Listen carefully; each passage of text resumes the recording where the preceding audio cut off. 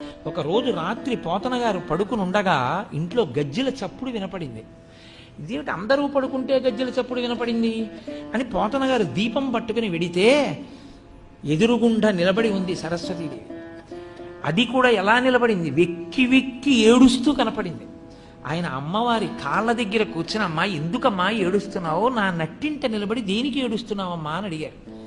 పోతన భాగవతాన్ని అంకితం ఇచ్చేస్తావా రాజులకి అని అడిగింది ఆవిడ.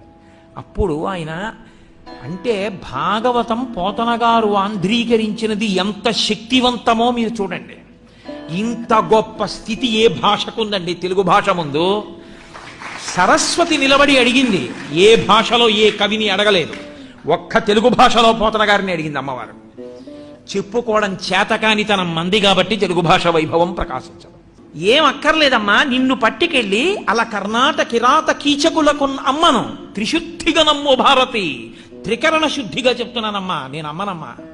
అమ్మా నిన్ను రామచంద్రమూర్తికి అంకితం ఇస్తానమ్మా ఈ భాగవతాన్ని అని చెప్పుకున్న మహాపురుషుడు పోతన గారు.